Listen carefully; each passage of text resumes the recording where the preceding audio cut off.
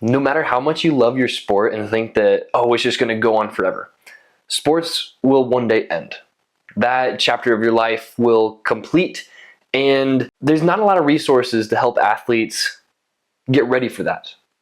And today in this video, I have essentially the 4-step process on what to do in order to be prepared for life after your sport. I know that as athletes, none of us really want to tackle this question because ultimately in our heads, we're just thinking, oh, we can just do, like, our sport's never going to end. But the reality of it is that's not true. So step number 1 is don't base your value on your athletic performance. I know that was a big thing for me in the past of if I didn't have a good competition, then I would feel like I'm not worth as much as an individual. Or let's say I have a bad practice, I beat myself up about it. And that's what we do as athletes. I feel like everybody goes through this period where you kind of put your identity into how you perform. And so that's the first thing that I want you to understand. Step number 2 is diversify yourself.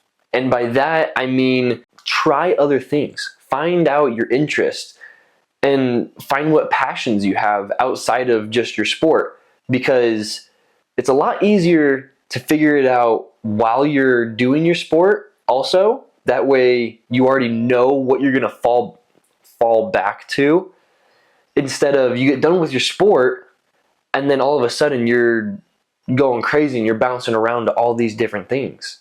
And it just makes for a lot easier transition, and ultimately it causes less chaos in your life. Step number 3 is have goals outside of your sport. And I know some of the simple goals would be to graduate high school, get into college, graduate college, start a family, maybe. But have other goals with those new passions and those new interests that you have. And I mean, you can kind of think of this as kind of like a bucket list, where it's like you find that you enjoy hiking.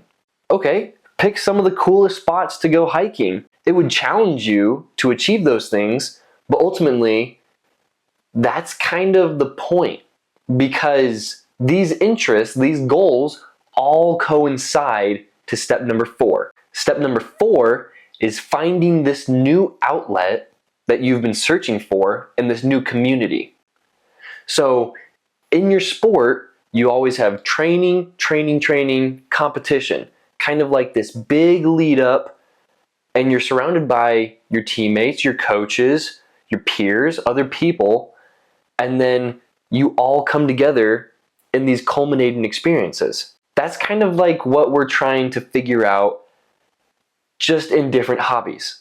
So going back to that analogy of hiking, one of mine is hiking Half Dome.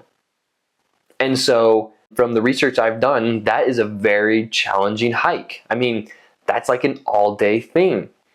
And so I have to train for it, essentially just stay in shape and hike around.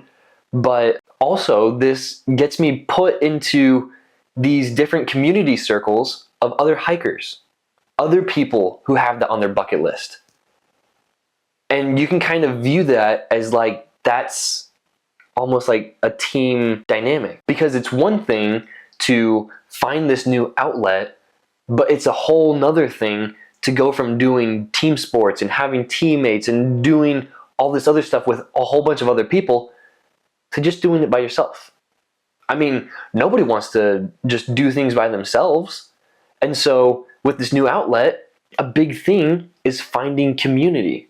Even if you don't do a ton of hiking, or let's say that you want to start doing triathlons or anything like that, you don't necessarily have to go hiking all the time or do a triathlon every month, but you find this community where you guys have these shared interests, and in a sense, it's not replacing your sport, but it's taking place of your sport. I know that nobody's excited to have their sport end. I know that I am not looking forward to that. I know that I have at least 2 years left, hopefully 3, hopefully more. But right now I'm experimenting and I'm learning my other outlets so that when the time comes that my sport ends, I'm not going to be going through a midlife crisis at like 22.